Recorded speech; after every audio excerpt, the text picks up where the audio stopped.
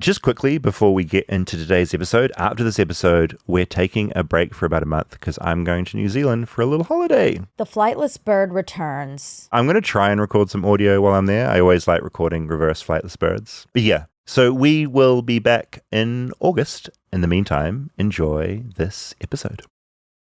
I'm David Farrier, a New Zealander accidentally marooned in America, and I want to figure out what makes this country tick. Since I've been in America, I've had to come to terms with America's chocolate. Wow, Hershey bars, Mr. Goodbar, Kit Kats, Rolos, whatchamacallits, Reese's, all my favorites. Let's go get some more. Let me be very clear. American chocolate is a lot different to non-American chocolate, and I'm finding it very hard to make the adjustment.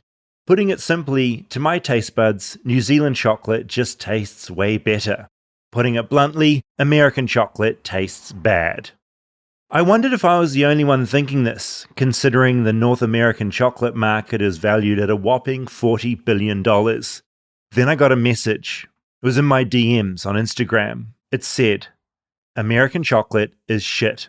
The smell of puke when you open a bag of Hershey's Kisses, vomit emoji.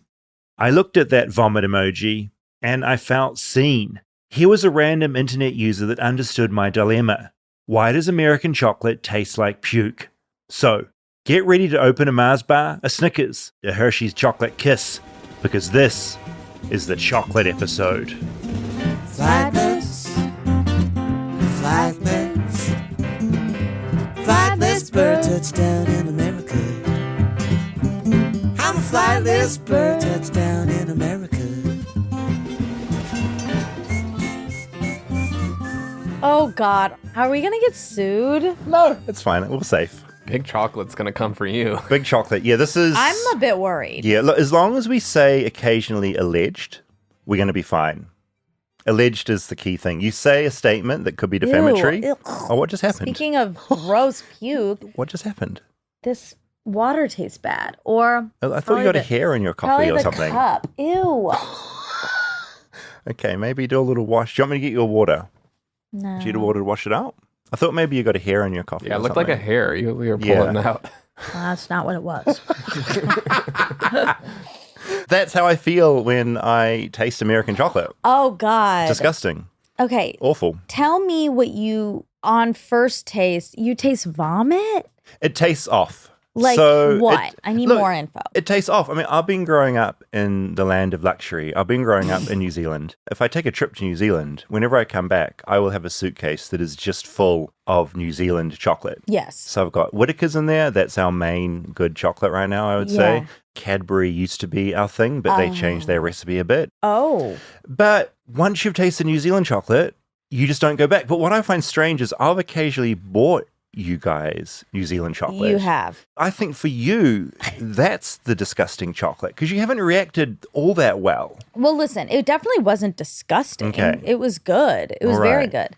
But did I think it was astronomically better? No. Did you think it was better though?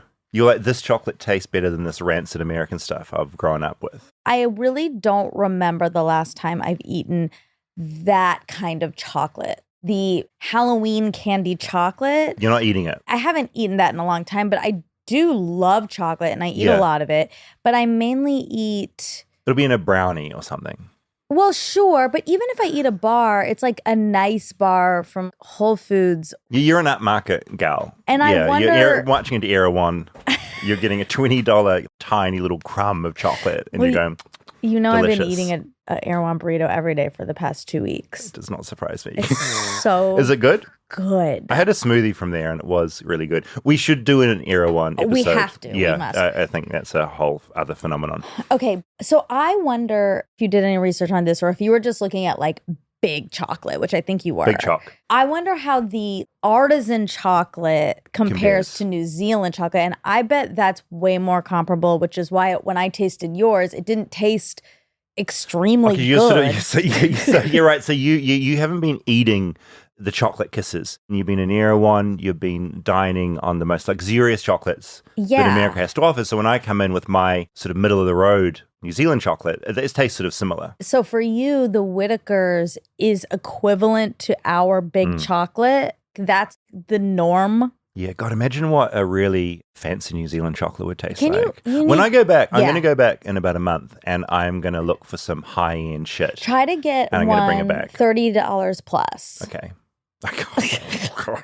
Do you agree with the person that wrote in alleging that when you open a bag of Hershey's chocolate, you are greeted with a smell a little bit like vomit? Well, this is why you should have brought it, because I've never experienced I'm an idiot for not bringing props, because we could have opened it. That would have been such a good Opening podcast. it would have been really good for the show. You could have probably been dry retching, because it would have been such an awful smell. No, I've had a bajillion in my life. Yeah. And I've never thought that. Incredible. Okay. I haven't either. You're American. That's why, Yeah. like, you're so used to this is what it's like. You don't notice. You know no different. In Chicago, there's a chocolate factory downtown, and you can smell chocolate throughout the entire city Oh, heaven. all the time. Heaven. I wonder if that'll smell like vomit to you. Look, it is Oh. a specific problem that's alleged against Hershey's, that it's a particular thing, which is what I get into the documentary today. I want to get to the bottom of this. Okay. Should we launch in? Or Let's launch in. I'm curious. I want to know more. It's a journey. Because chocolate shouldn't smell like vomit, Okay, but allegedly. it's also subjective. Yeah, what does your vomit smell like? Well, look, let's get into the doc and we'll find out. We won't find out what my vomit tastes like. Disgusting. I opened up my Instagram DMs again and read the message that kicked this whole episode off. I got it about 3 months ago, so I had to do a lot of scrolling. It's always nice to hear from listeners of the show, but this message had really struck me. I felt seen. The smell of puke when you open a bag of Hershey's Kisses, vomit emoji. They had a point. Hershey's did smell to me like some fresh spew. Not really bad spew, not hot meaty spew, but the kind of lighter spew of a small toddler. Why? I went to the Hershey's website and found a list of common inquiries. Which Hershey's chocolates are vegan? Where is it made? How big is a Hershey's bar? Some of the answers were kind of interesting. Like the answer to when was the first Hershey's chocolate bar invented? Well, the first Hershey's milk chocolate bar was sold in 1900 by Milton S. Hershey. The classic Hershey's milk chocolate bar has been referred to as the Great American Chocolate Bar. But in that whole Q&A, there was nothing about the smell of vomit. In fact, the last question listed was, why does Hershey's chocolate taste so good? Their answer to that one, Hershey's has a delicious, unique taste because of the farm fresh milk that's used.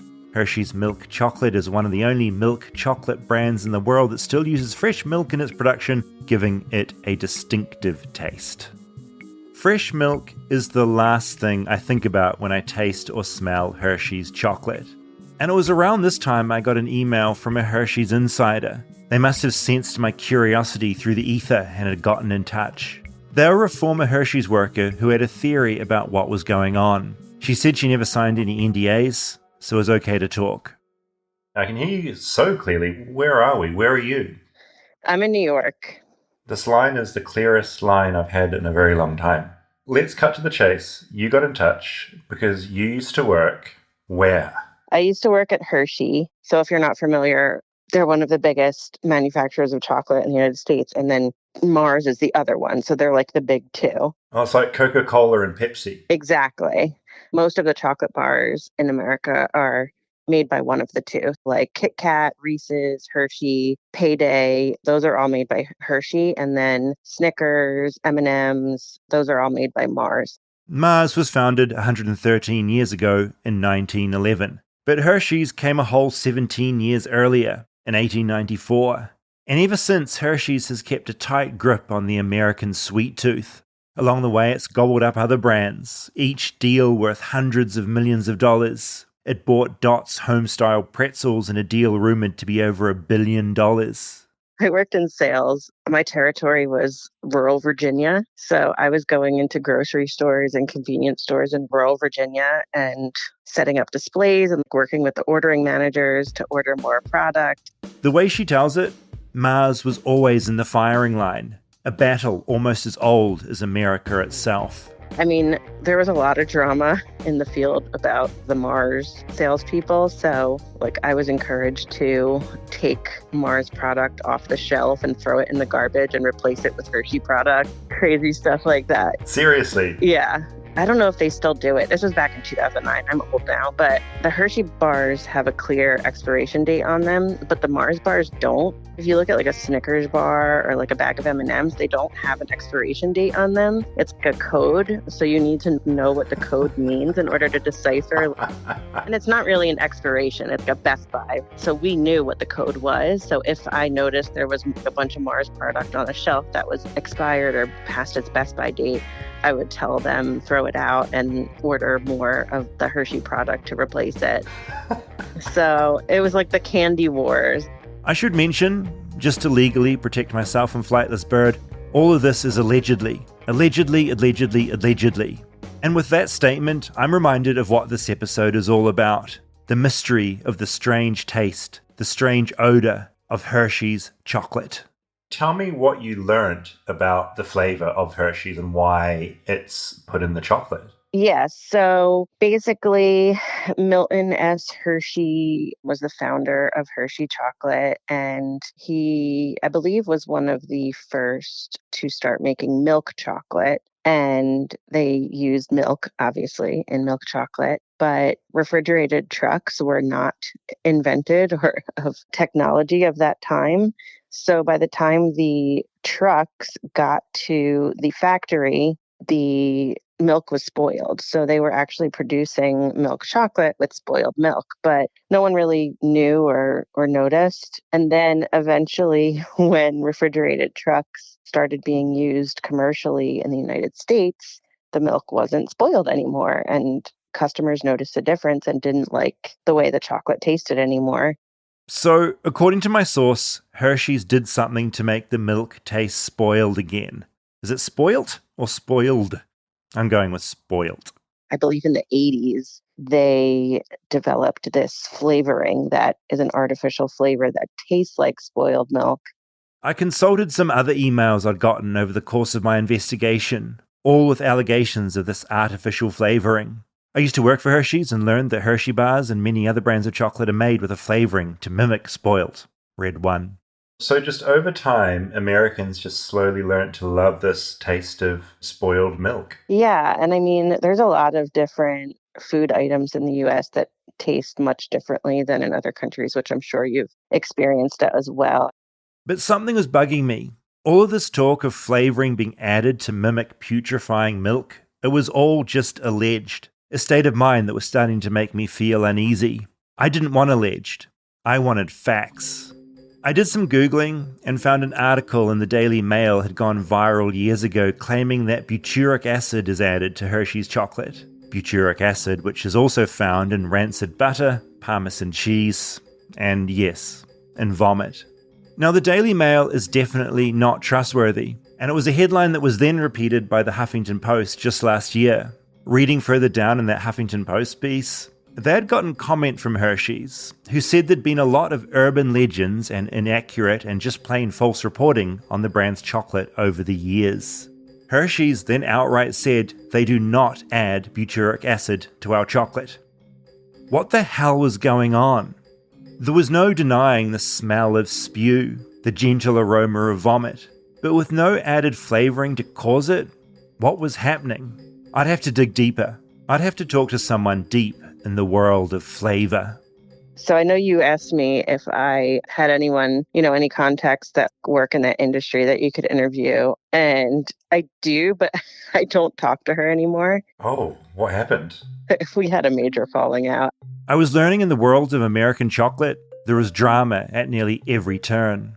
Well, the reason I mention that is because she actually went to the Culinary Institute of America and she specialized in confections. So she actually worked in research and development at Mars while I was working in sales at Hershey. This sounded like a perfect contact, but I was never going to get it. What was it over? A person? A thing? An event? She basically was throwing herself at every male figure in my life sexually. And I just could not tolerate it anymore. Allegedly. All allegedly, of course. I felt stumped. I didn't know where to turn next. All hope was lost. Stay tuned for more Flightless Bird. We'll be right back after a word from our sponsors.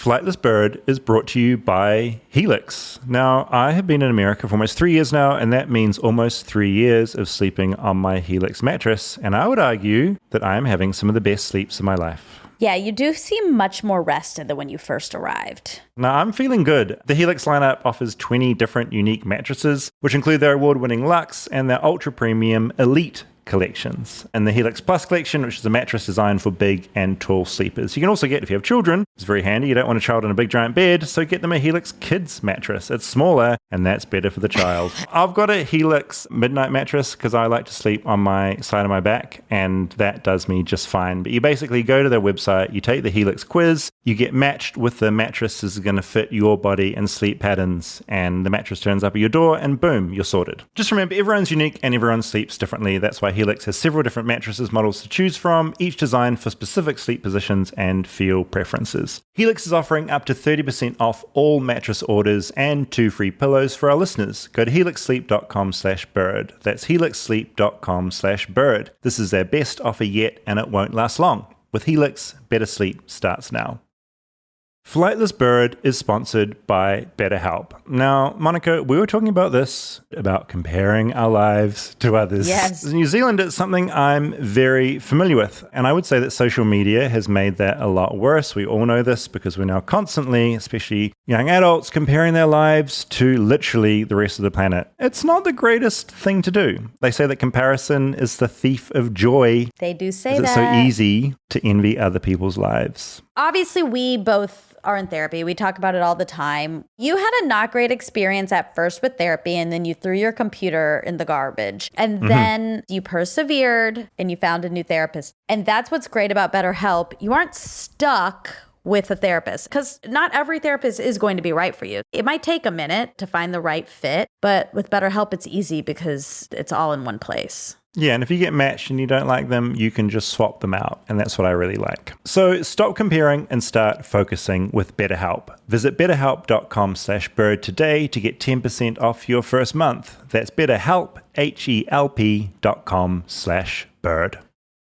Support for Flightless Bird comes from Rocket Money. Now, most Americans think they spend about $62 per month on subscriptions, but the real number is closer to $300. It's insane, and it's really hard to keep a track of, and it's literally thousands of dollars a year, half of which we've probably completely forgotten about. Now, thankfully, since I started using Rocket Money, they found a bunch of subscriptions I'd completely forgotten about. They helped me cancel them, and I've saved a lot of money. Rocket Money is a personal finance app that finds and cancels your unwanted subscriptions, monitors your spending, and helps lower your bills so that you can grow your savings. Rocket Money will even try to negotiate lower bills for you by up to 20%. All you have to do is submit a picture of your bill, and Rocket Money takes care of the rest. They'll deal with the customer service for you. Rocket Money has over 5 million users and has saved a total of $500 million in cancelled subscriptions, saving members up to $740 a year when using all of the app's features. Stop wasting money on things you don't use. Cancel your unwanted subscriptions by going to rocketmoney.com/bird. That's rocketmoney.com/bird. rocketmoney.com/bird.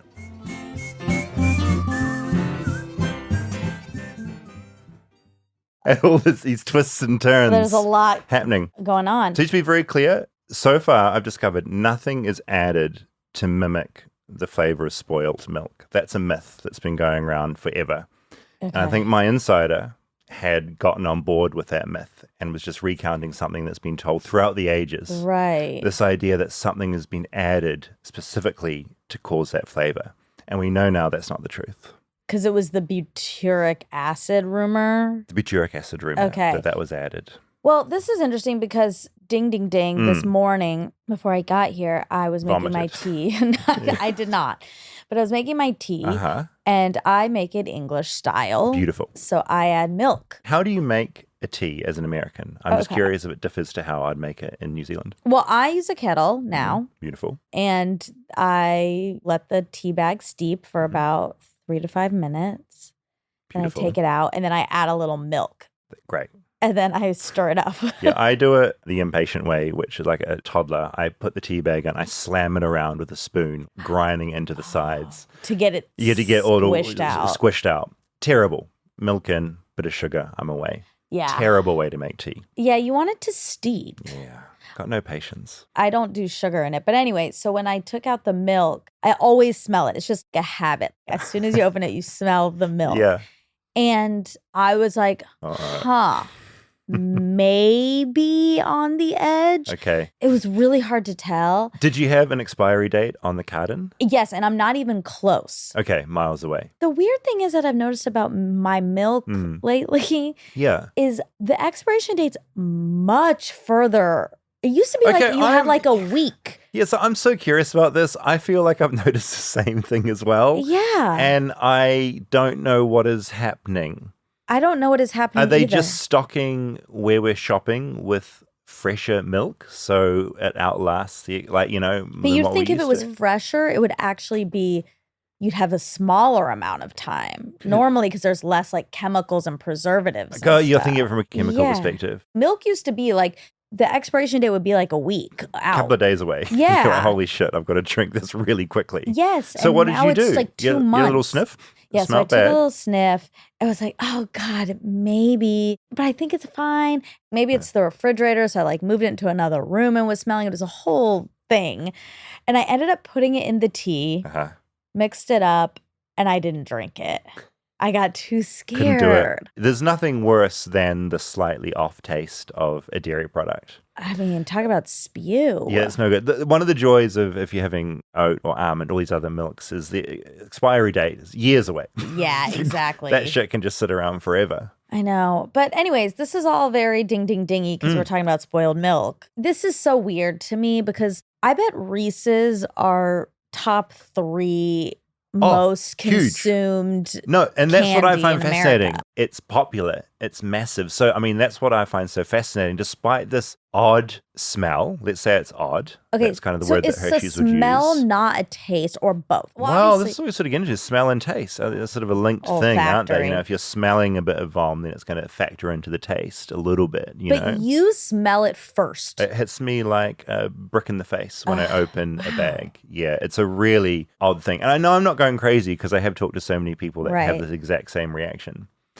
But yeah, so many rumors. I really love that Hershey's is kind of vague in the way they talk about it, but definitely no additive. That's a myth we can throw out. Interesting. So look, I'm going to march on with my journey. Okay. We got to get to the bottom of where this vom comes from. As you'll recall from part 1, I'd had a contact dangled in front of me. Someone who'd worked in the world of chocolate R&D at Hershey's biggest competitor, Mars. But as it tends to do sometimes, sex had gotten in the way. What was it over? A person? A thing? An event? She basically was throwing herself at every male figure in my life sexually. And I just could not tolerate it anymore. But I realized all hope was not lost. To get to the bottom of this Hershey's mystery, I'd simply need to find another expert in flavour. It didn't matter if they didn't work for Hershey's or Mars. In fact, the answers would be more free of bias if they didn't.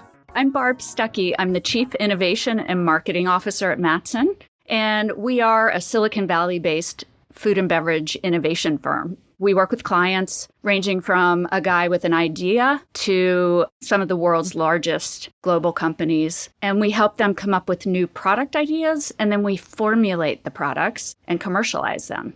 Barb Stuckey has also written an entire book about flavour and food called Taste, Surprising Stories and Science About Why Food Tastes Good. As I say this, I've just ordered it on Amazon and I can't wait to read it. How did I end up there? It's a long story, but I was kind of raised in a Chinese restaurant. So years and years ago, because I'm quite old now, I hung out in my friend Stacy Chen's parents' Chinese restaurant, and I just became obsessed with food at a very, very early age. Barb was hired at Matson 27 years ago, a job she threw herself into with reckless abandon. I wanted to teach myself everything there was to know about taste and flavor and all the senses. People think so much about what they enjoy. They know what foods they like. They know what flavors they like. But I think it's very rare for people to think about why they like that thing or how that flavor got to be what it is, right? That is so true. And when I'm teaching my fundamentals of taste class, I like to say that when people eat something, and they say they either like it or don't like it. That is judgment. And it has no role in what we do at Mattson when we're being professional tasters, because what we're trying to do is really think diagnostically about what we're experiencing using all 5 of our senses. And from that, then we can make decisions on how to make it better. The judgment of, I like it, I don't, it's disgusting, it's great, that doesn't really help when you're developing a food. So yeah, people don't spend a lot of time thinking about it. I wish they spent more. What do you think is one of the biggest misconceptions that people have about taste? Well, I think people think about taste as something that happens on their tongue. And that is technically true. It also happens throughout your entire cavity inside your mouth, the back of your throat. But it's not just taste that gives us our experience of food. It's all the other senses together. So when we put food in our mouth, we also experience smell and we also experience texture. And you can't separate those things. So that concept of taste, using your taste sense, aroma, using your smell sense, and texture, using your feeling sense, those 3 things come together to form what we call flavor. And flavor is very different than each one of those senses. I actually got really distracted in this interview, and we just talked for ages about her job and what she does. I sort of pictured all the foods I liked, the candy I enjoyed, the chips, the ice cream, and got to thinking about how it ended up so tasty. It's largely thanks to people like Barb. When we're in the lab creating things, we also talk about layers of flavor and layering flavor on so that you don't have something that's really one-dimensional. And the more complicated and more dimensions and more layers and more balance, the more you get to something that is really, really craveable. And that can be in categories from sauce to beverage to chocolate and everything. I mean, even a dish you get at a restaurant, they've thought really deeply about how those ingredients come together to create this multi-sensory experience that has layers and layers, and it comes to you over time. I wondered about who taste tested new products. She said it depends on the size of the company. A giant company like General Mills or Heinz might get 150 consumers to try a thing at various stages. It might be in a controlled setting around a boardroom table, or some testers might take it home to try it with their family. A smaller company, well, it might just be the boss that tastes it, and a couple of their friends. She said taste buds also vary depending on where in America you live. Generally, what you want to do is testing in different market areas because there are subtle nuances between them. In the Southeast, for example, they're much more tolerant of sweetness, and you could serve something there and then go up to Seattle and it would bomb because it's too sweet. So it does vary. We talked and we talked, but it was time to get back to my driving, central, pressing question. Do you have any insight into this whole Hershey's theory that I keep hearing about? Well, first of all, let me confess, I grew up in northern Maryland, which is just south of Hershey, Pennsylvania. So I spent my childhood going to Hershey Park, and the entire city smells like Hershey chocolate. So it's the chocolate I grew up with. So for me, it's very comforting. But yes, I understand, because I do think very diagnostically and technically about flavor. I do understand that there is a very specific flavor in it. What she says next is familiar, a theory I'd heard before. That comes from butyric acid, which is something that comes from the milk, because most of Hershey's chocolate is milk chocolate. So what you get in a Hershey's milk chocolate is you get the cocoa, the sugar, which you get in other chocolates, but you get a spoiled milk kind of experience. And you're right to say vomity. And this is a very, very technical descriptor. So baby vomit, baby spit up, that is often used to describe that butyric acid flavor, which some people call it goaty or animalistic, and it's very pronounced in Hershey. Why in God's name would they inject that particular flavor? Because everything you've just described to me, it doesn't sound great. Her answer? Well, I've been thinking about this a lot, and I think it's probably as close to the truth as we're ever going to get. Well, I don't think they injected it. I think that they kind of cultivated it, if you will. If you think about it, it's not that different than making yogurt out of milk. It's just spoiling it a little, so fermenting it a little. And that gives you a unique profile for sure. It's very ownable. It's very recognizable. You can close your eyes and somebody can put a little Hershey's Kiss in your mouth and you know right away that it's Hershey's. Yeah, because you had a bit of vomit in your mouth. Yeah. No chunks, though. Hopefully. To repeat, her theory is that this isn't some flavour that's added, as per the Daily Mail's allegations. Rather, it's just built into the process of making the chocolate. It comes from the fats in the milk. The story goes that it was done to create a signature flavor, somewhere short of yogurt and sour cream, and you get a little bit of that fermenty flavor. And she makes it clear that this signature flavour is still around today because Hershey's, and therefore America, they like this flavour. They like this smell. It was the plan all along.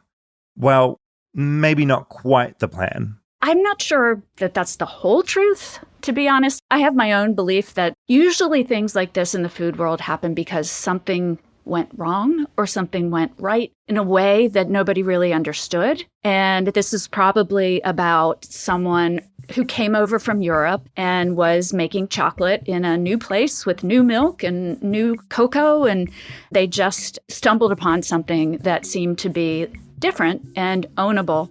Maybe that's what this all comes down to. Like so many things in life, good and bad, we sort of just stumble onto them. With my questions mostly answered, I wondered what decades in the food and flavour industry had taught Barb.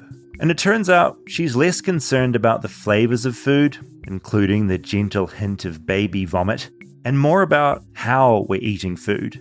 Because really, who cares about the flavour if we're not even taking the time to truly savour it? My takeaway is that everyone is going to eat food. And normally we're just shoveling it in, throwing it down our gullet. And if you're gonna eat it anyway, don't you want to experience more of what it's bringing to you, more of the sensory experience? So what I wish is that people would slow down and appreciate every bite by really thinking about it, thinking about how it was made, who made it, where it came from, why I like this or why I don't like this, and what is it giving me, who sacrificed for this. I feel like we'd be more in tune with our food and we just get more sensory pleasure out of it and with no additional calories.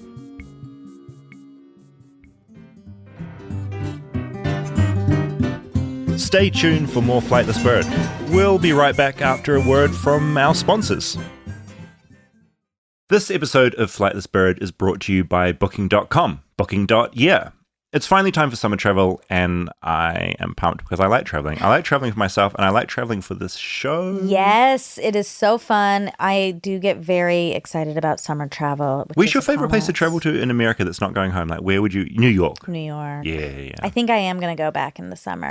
Very exciting. Booking.com offers so many possibilities across the US for all the travelers you want to be. Booking.com's wide breadth of places to stay across the US make booking whoever you want to be this summer so easy. From family-friendly vacation homes to picturesque villas, there are so many great choices on Booking.com. So what are you waiting for? This summer, you can book whoever you want to be on Booking.com. Booking.yeah. Check out Booking.com to book today. Support for Flightless Bird comes from Quince. Now, whenever I'm gearing up for my next trip somewhere for Flightless Bird, deciding what to bring is always so stressful, mainly because I only like to take carry-on, and so I have to get my stuff into one tiny little bag because I don't want to check anything in. The clothes I have either don't fit, they're worn out, or don't match. But then I discovered Quince. It's now my go-to for high-quality vacation essentials I'll be packing for any trips coming up. I love Quince, and the user experiences, the quality of everything is great. They also have so many things, more than clothes. I bought, speaking of travel, Quince packing cubes, which changed the way I pack. I love them so much. I need to get on those because... I've heard about these and noted. Yeah. Noted. Especially when you go back to New Zealand because you got to fit a lot of stuff. This New Zealand trip is going to be very stressful. I'm going to get those cubes. Also, all Quince items are priced 50 to 80% less than similar brands. And look, You might not be an expert at maths, but that is pretty darn good. And they also work with factories that use safe, ethical, and responsible manufacturing practices and premium fabrics and finishes. And that I really love. So pack your bags with high-quality essentials from Quince. Go to quince.com/bird for free shipping on your order and 365-day returns. That's QUINCE.com/bird to get free shipping and 365-day returns. Quince.com/bird.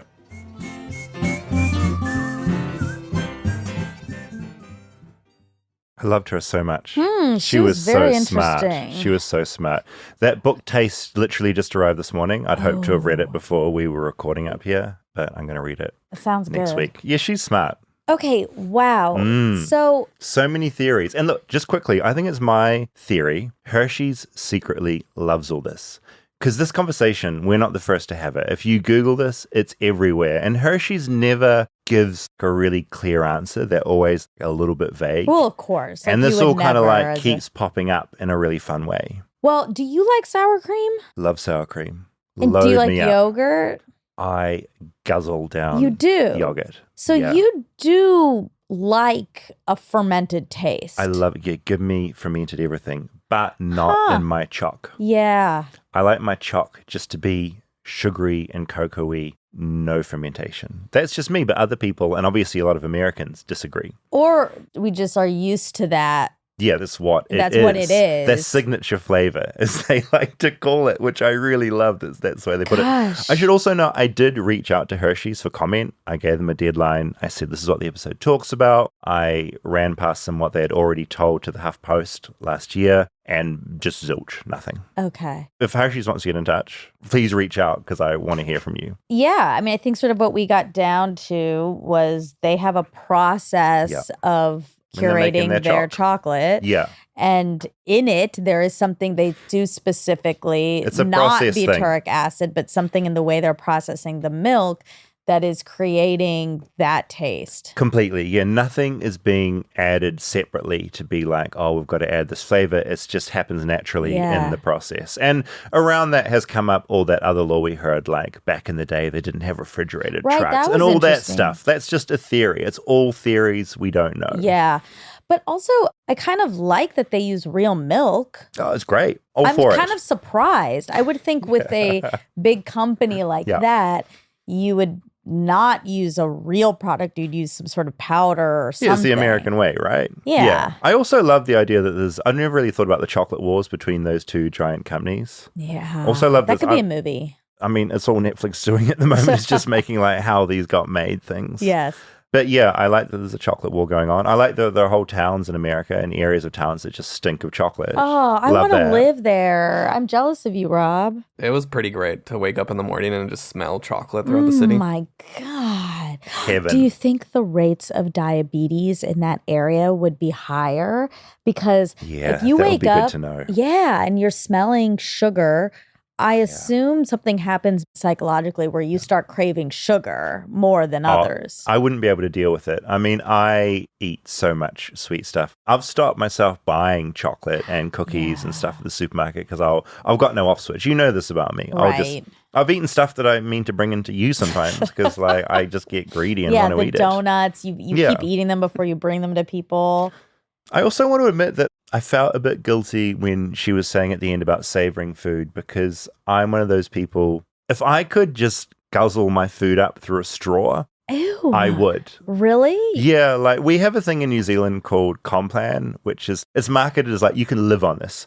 This powder has everything you need. We have something similar. They're everywhere, right? These like Yes. drinks. Mm-hmm. It's chocolate Complan in New Zealand, my death row meal Oh, no. would probably be a fresh Complan and a straw, and I would just slurp that back. I even through a stage when I was about 13, after school, it was just Complan down my gullet.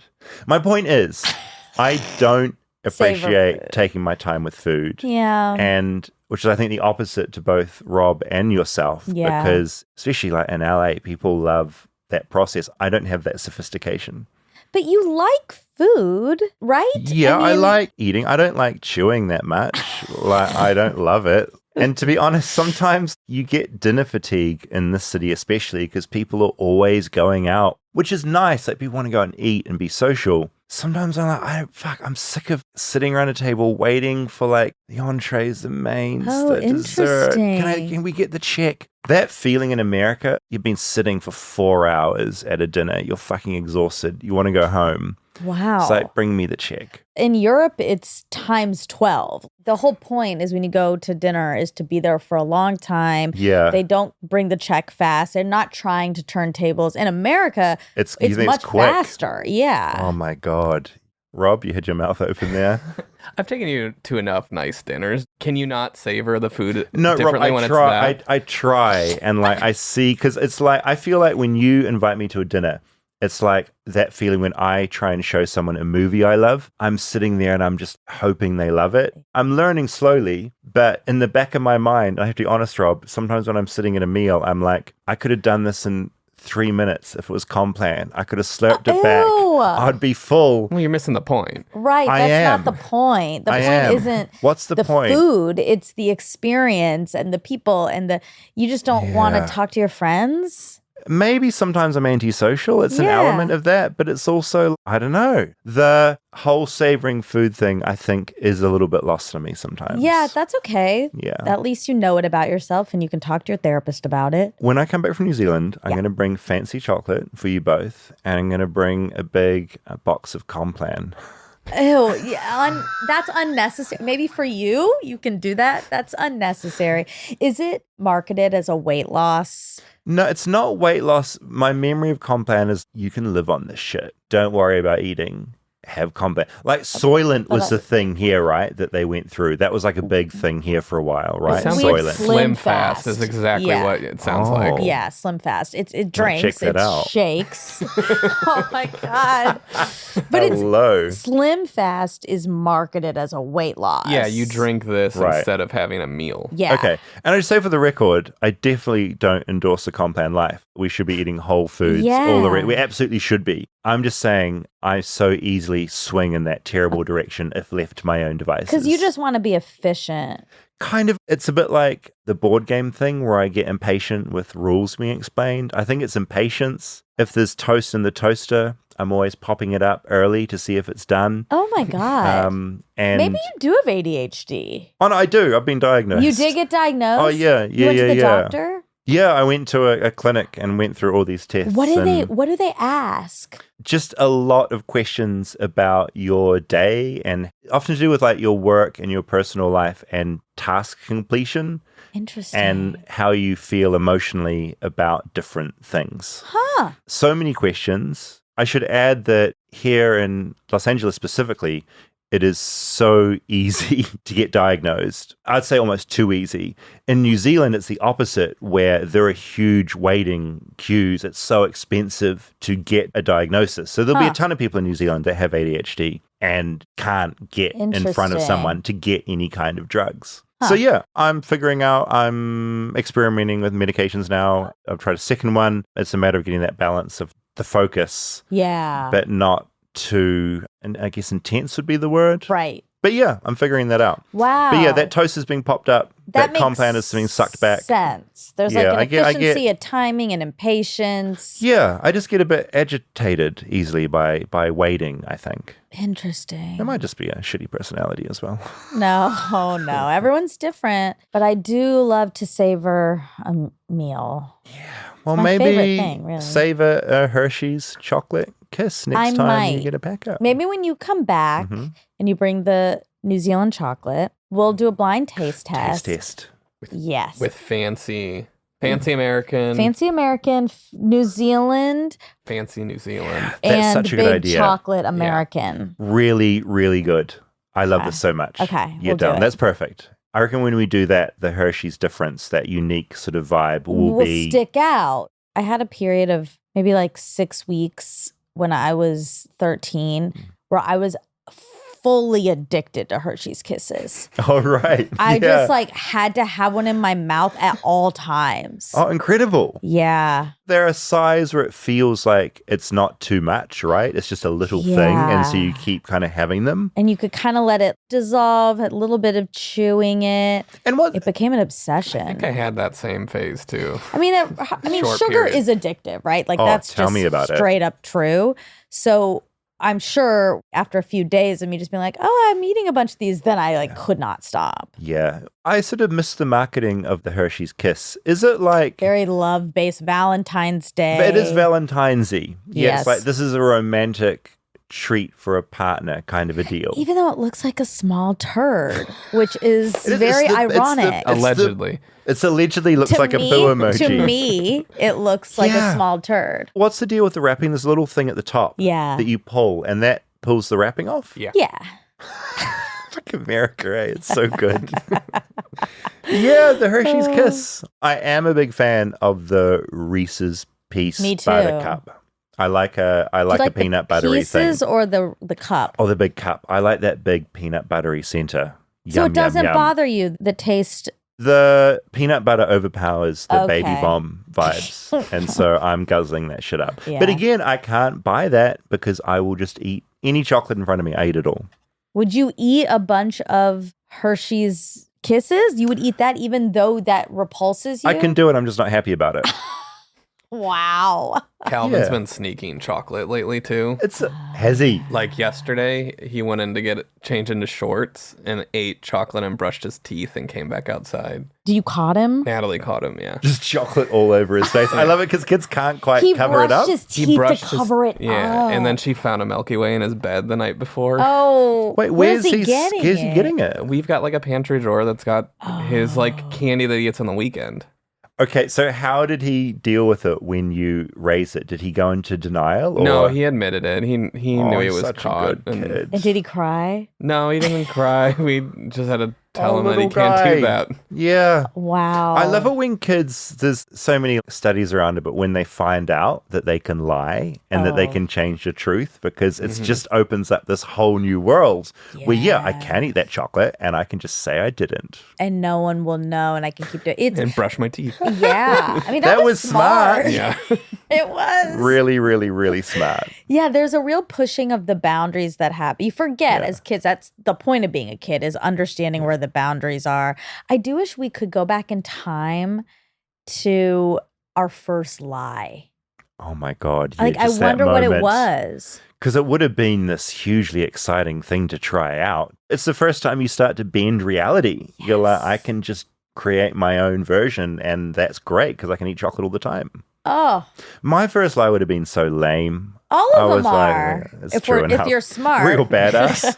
Yeah, I killed my Yours sister. probably had something to do with your tunnel. It would have been the tunnel. Yeah. Yeah. Like, have you been digging in the backyard again? Yeah. It's like, got dirt all over you. It's like, no, I haven't been digging. No, I didn't. Oh, my tunnel. You miss it. Yeah, it was like a comfort thing. It was like just being in like a little enclosed space, you know? It's like I like a weighted blanket. Yeah. You know, That's ADHD. Yeah, it probably is. I mean, it probably all these is. different things, yeah. Did you keep chocolate in your tunnel? No, there was no food in there That's because the good. mice and stuff would find it. Exactly. Yeah, I didn't want a tunnel full of mice. Ugh. It was a clean tunnel. Oh, God. Well, this was fun. This was very interesting. TBD and what's the other acronym? Continued TBC. TBC. To be continued. with Taste our test. taste test. Yeah. And more American, less American. Same. I think we're all more American. We'll learn something. Yeah, big time. Okay, good. Congratulations. Bye.